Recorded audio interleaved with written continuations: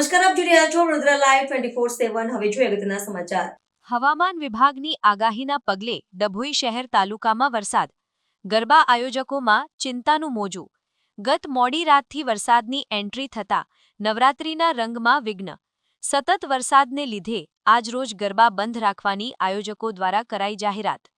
ડભોઈના યોજાતા એકમાત્ર મોટા ગરબા દર્ભાવતી નવરાત્રિ મહોત્સવના ગરબા આજે મોકૂફ રખાયા. ડભોઈના એપીએમસી મેદાન ખાતે ધારાસભ્ય શૈલેષ મહેતાના પ્રમુખ સ્થાને ગઢભાવાની કલ્ચરલ ગ્રુપ દ્વારા યોજાય છે ગરબા. ગરબે ઘૂમતા ખેલૈયાઓમાં ગરબા બંધ રહેતા નિરાશા. ગરબા ગ્રાઉન્ડમાં વિનામૂલ્યે પ્રવેશ સાથે હજારો ખેલૈયાઓ ગરબાની મચાવે છે રમઝટ. ડભોઈ શહેર સહિત તાલુકાના અનેક ગામોમાં મેઘરાજાની ધમાકેદાર એન્ટ્રી. ડભોઈ નગરમાં મા ગરબાઓની દર્ભાવતી કલ્ચરલ ગ્રુપ જે ધારાસભ્ય શ્રી શૈલેષભાઈ મહેતાના અધ્યક્ષસ્થાન હેઠળ ગરબા ચાલી રહ્યા છે.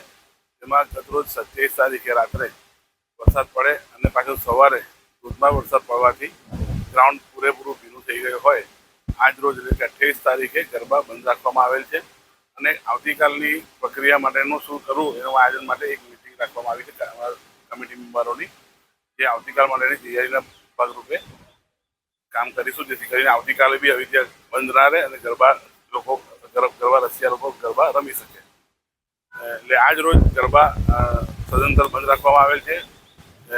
આ નોંધ દરેક જનતાને આપવામાં આવે છે.